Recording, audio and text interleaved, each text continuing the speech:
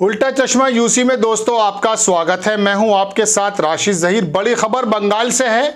ममता बनर्जी ने बिल्कुल साफ कहा कि मुझे गठबंधन का कोई भी न्योता स्वीकार नहीं है। मैं यहां पर अकेले अपने दम पर लड़ूंगी और भारतीय जनता पार्टी को हराऊंगी।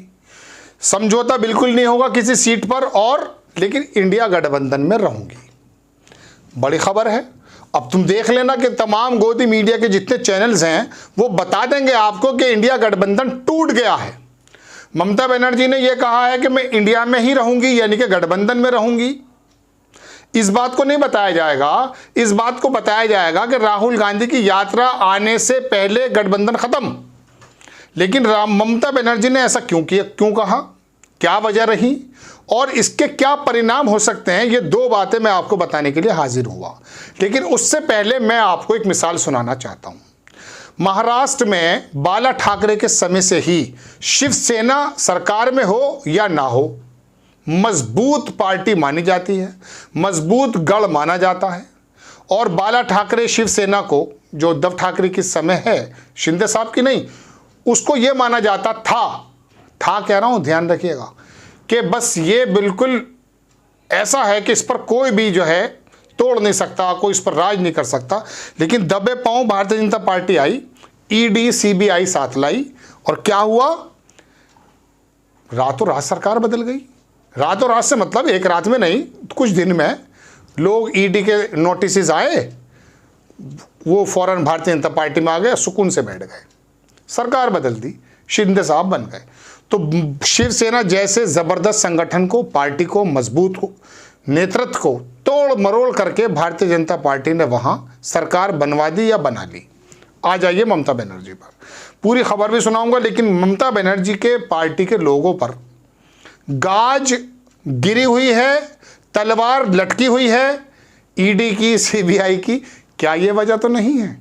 चूंकि ममता बनर्जी को आप ये मत समझिए, नो डाउट उनकी वहां सरकार है, बड़े जबरदस्त बहुमत से जीती है। लेकिन भारतीय जनता पार्टी और केंद्र की सरकार के हाथ में जिस तरह के तंत्र हैं, उन तंत्र ने हाल ये कर रखा है कि केजरीवाल के कई बड़े मंत्री जेल में हैं, सांसद जेल में हैं, और सोनिया गांधी और राहुल गांधी को चक्कर कटवा देते हैं, 8-8 घंटे बुलाते हैं, और जो भी थोड़ा सा बोलता तो वो ईडी का। मुझे एक मिसाल और याद आ जाती है, आप कहोगे खबर नहीं बता रहा है, बातें बना रहा है। भैरव सिंह शेखावत जब राजस्थान के चीफ मिनिस्टर थे, तो ये लाल डायरी की बात चल रही है ना, वहाँ फाइलों की बात चलती थी। जब भी कोई ऊपर नीचे नेता होता था, वो कहते ऊपर से फाइल उतारना ज़रा। वो फाइल कभी उतरी नहीं, लेकिन जितने नेता थे वो अपने, कहते हैं, गुनिये में आ जाते थे। गुनिया कहते हैं एक ख़ास औजार होता है, उसमें आ जाते थे। चलिए मैं अब आ जाता हूँ ममता बनर्जी की तरफ। ममता बनर्जी के बारे में सबसे पहले अच्छी बात बताऊँगा आपको। जयराम रमेश ने कहा, हम ममता बनर्जी के बिना इंडिया गठबंधन की कल्पना नहीं कर सकते, कुछ न कुछ रास्ता निकल जाएगा। इसे रास्ता लिख देते तो ज़्यादा बेहतर, रास्ता लिख दिया है, उर्दू थोड़ी तंग होगी इनकी। ममता बनर्जी के बंगाल में अकेले चुनाव लड़ने के बयान पर कांग्रेस नेता जयराम रमेश का बयान। ये तो बात हो गई इनकी। लेकिन वो अधीर रंजन चौधरी जो है, प्रधानमंत्री जी ने उनके बारे में कुछ कहा था, याद रखना, किसी भी बात का गुड़ गोबर कर देना, वो एकदम आ गए मूड उसमें। उन्होंने कहा कि हम, ममता बनर्जी जो है मौका परस्त है, उनकी दया पर चुनाव नहीं लड़ेंगे। कांग्रेस सांसद अधीर रंजन चौधरी का बयान। चलिए मैं आपको वो बताऊंगा कि ईडी के कितने दस्ते, कितने अधिकारी, कितने पुलिस वाले, कितने बल ये पहुंचे, ये खबर है। लेकिन उससे पहले मैं आपको ज़रा सा ये दिखा देता हूं कि ममता बनर्जी ने क्या कहा है। ममता बनर्जी की खबर है भारत भास्कर की। पश्चिम बंगाल लोकसभा में अकेले चुनाव लड़ेगी टीएमसी। ममता बोली, कांग्रेस ने सीट शेयरिंग का प्रस्ताव ठुकराया, इंडिया में बनी रहूंगी। ये अपने बयान बार बार बदल रही है ममता जी। इसी अखबार में ये लिखा है। 19 जनवरी को उनका बयान कुछ और था, बाद में कुछ और बयान आया। तो बहरहाल ये साथ नहीं जाना चाहती, चूंकि इनको ये मालूम है कि अगर मेरी ज़मीन खींच ली कांग्रेस ने तो मैं, वो जो मेरा एक राज्य है वो भी ख़त्म हो जाएगा। लेकिन ये भूल गए कि 2024 में तो वैसे ख़त्म हो जाएगा। अगर भारतीय जनता पार्टी आएगी, कई लोगों का कहना, मेरा कहना नहीं है, भारतीय जनता पार्टी 2024 में आ जाती है तो सब बंद हो जाएगा। लोग तो कह रहे हैं लोकतंत्र खत्म हो जाएगा, कोई कहता है संविधान खत्म हो जाएगा। तो आप कौन है फिर? आप भी। अब हुआ यूँ है कि इनके बयानों को तो छोड़ दीजिए, लेकिन सबसे बड़ी जो खबर लोगों के बारे में है, इनके बारे में, वो ये है जो मैं अब आपको दिखाने जा रहा हूँ। 800 सीसीटीवी कैमरे, 125 सीआरपीएफ के जवान, 45 मिनट बंगाल पुलिस से बहस, संदेश खाली में शाहजहां के घर ईडी का छापा। ये कौन है शाहजहां? आगरा नहीं, इन्हीं के नेता हैं। इन्हीं के नेताओं पर तो आ रही है ईडी भाई। अभी पिछले दिनों ईडी का अफसर खड़ा नहीं था, अपना सर लेके खून वगैरह निकल रहा था, मार दिया था उन्होंने। तो अब की बार पूरे दल बल के साथ आए। अब ये शाहजहां के अलावा अभिषेक बनर्जी पे कब पहुंच जाएं, ममता बनर्जी के बारे में कौन सी बात निकाल पाए, कुछ नहीं मालूम। तो ये तमाम चीज़ें हैं।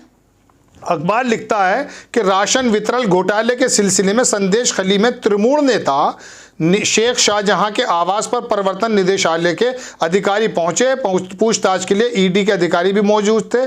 2 आज़ाद गवाहों से भी पूछताछ की गई। लंबी खबर नहीं करूंगा, बोरियत हो जाएगी। अलबत्ता कई लोगों का अमला, कई सौ लोगों का अमला, या 1000 भी कह दूं तो गलत नहीं, हज़ारों लोगों का अमला लेकर के ईडी जो भी है वो पहुंच गई है। और अब कयास ये लगाए जा रहे हैं कि शायद गठबंधन में पीछे हटने की वजह ममता बनर्जी की यही है कि ईडी और सीबीआई से थोड़ा सा बचना चाहती है।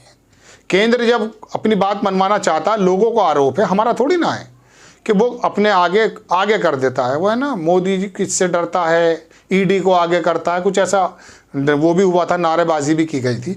तो जनाबे मन, ये ईडी और सीबीआई महाराष्ट्र के बाद अब बंगाल में सक्रिय है और गठबंधन की बहुत मजबूत नेता ममता बनर्जी अलग हो गई हैं।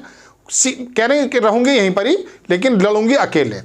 अब आ जाते हैं थोड़े समीकरण के बाद, चूंकि आप भी ये सोचने लगेंगे, क्योंकि गोद मीडिया अभी बहुत बड़ा ज्वार, बहुत बड़ा बुखार, बहुत बड़ा शोर ये लाने वाला है। गठबंधन खत्म, सबसे बड़ी खबर गठबंधन की बताता है वो, या फिर अयोध्या की बता रहा था पिछले दिनों। ये नहीं बताता कि देश के अर्थव्यवस्था के बारे में, हमारे बारे में क्या कहा जा रहा है, ये नहीं बताता। चलिए तो अब थोड़ा समीकरण भी आपको बता देता हूँ। देखिए, ममता बनर्जी बहुत मजबूत स्थिति में वहाँ है और वो अगर अकेले चुनाव लड़ भी रही हैं तो ये अच्छा है। गठबंधन के लोग समझें, 2 सीटों पे कांग्रेस थी पिछली बार, 5-6% वोट था। तो कहने का मतलब यह है कि 40% के वोट करीब जो है भारतीय जनता पार्टी का था। तो ममता बनर्जी 30% वह मुस्लिम है, 29, और बाकी तमाम लोगों को लेकर के वो अपना वोट बैंक 50-55% से ऊपर ले आती हैं। तो भारतीय जनता पार्टी को वो वाकई जो पहले 18 सीट ले आई थी, कुछ हुई थी वजह, उसको अब के पीछे धकेल सकती है वो अगर अकेले लड़े। इसमें कोई दो राय नहीं है। बहुत ज़्यादा कमाल नहीं कर पाएगी कांग्रेस वगैरह अगर सोच रहे हैं गठबंधन में। हाँ, गठबंधन के अलावा एक समीकरण मैंने पहले आपको बताया था, वो ज़रूर वाकई काम कर सकता। अभी याद होगा आपको, देखिए ममता बनर्जी के खिलाफ भी वोट है, एंटी इनकम्बेंसी मान लीजिए, या उनकी लगातार, जाहिर सी बात है तृणमूल के लोग कुछ गुंडागर्दी करते हुए भी दिखाई देते हैं। कुछ लोग ऐसे हैं जो ममता बनर्जी को वोट नहीं देना चाहते, वो भारतीय जनता पार्टी को भी नहीं देना चाहते। ऐसे समय में कांग्रेस और ये वामपंथी दल जो भी हैं, या सीपीएम वगैरह, ये लोग अगर मिलकर चुनाव लड़ते हैं तो जहां ये मजबूत हैं वहां मजबूती से लड़ें। ये अकलमंदी हो सकती है, बैकडोर हो सकता है। तो वहां ममता बनर्जी का वो वोट जो उनसे नाराज है वो भारतीय जनता पार्टी में नहीं जाएगा, इन पर आ जाएगा, और इनका जो वोट है वो तो इनको मिलेगा ही। और मुस्लिम समाज अगर ये देखेगा कि कांग्रेस का कैंडिडेट कमजोर है और तृणमूल के लोग भी नाराज हैं, वो भी कांग्रेस पे या वामपंथी पर आ रहे हैं, तो वो भी उधर चला जाएगा। तो ममता बनर्जी का कैंडिडेट हारेगा, लेकिन भारतीय जनता पार्टी की भी कोई जगह नहीं बचेगी। ये लोग जीतने के चांसेस इनके ज्यादा हैं। तो ये अकलमंदी हो सकती है। अगर ये मिलकर लड़ने की बात करते हैं तो मैं कई जगह मैं पर्सनली बात कर रहा हूं, मिलकर लड़ने में मैं ज्यादा अच्छी बात महसूस नहीं करता। चूंकि देखिए 2 वोट हैं देश में, अब या तो मोदी जी के खिलाफ हैं या मोदी जी के पक्ष में है। मोदी जी का जो खिलाफ वोट है वो जब भी ये देखेगा कि मजबूत स्थिति में वामपंथी है, सीपीएम है, कांग्रेस है, ममता बनर्जी, वो वहां चला जाएगा। तो ये एक फायदा है। अगर ये एक साथ लड़ते तो ममता बनर्जी के जो एंटी इनकम्बेंसी वाला वोट है वो भारतीय जनता पार्टी में चला जाता, तो और ज़्यादा भारतीय जनता पार्टी मजबूत होती। 40% वोट तो पिछली बार भी उसको मिला है। तो ये एक समीकरण हो सकता है, लेकिन फिर भी ममता बनर्जी के बारे में एक शोर आपको सुनाई देने को मिलेगा। लेकिन बात ये उड़ रही है कि साहब ममता बनर्जी चाहती तो ये 2, 4, 10, 5 सीटों पर फैसला करके अपना कुछ कर सकती थी, लेकिन उनको ईडी, सीबीआई और ये तमाम डर शायद सता रहा है, लोगों का कैसा कहना है। और हज़ारों की तादाद में पहुंच गए मोदी जी के, कह सकता हूं, अधिकारी। मुझे अचल में, चूँकि राम मंदिर की प्राण प्रतिष्ठा हुई है ना, तो कल ही मैं एक बात सुन रहा था कि वो वानर सेना, तो मुझे याद आ गई वो वैसी बात। ऐसे आप नाराज़ मत होइएगा, मैं मोदी जी के किसी अधिकारी को वानर सेना नहीं बोल रहा हूँ। मैंने बताया कि उनके लोग पहुँच गए वहाँ पर। तो आपको खबर कैसी लगी अपनी राय कमेंट्स बॉक्स में ज़रूर दीजिएगा। चैनल को सब्सक्राइब कीजिएगा, शेयर कीजिएगा। नेक्स्ट टाइम मैं किसी खबर के साथ हाजिर होता हूँ। जय हिंद।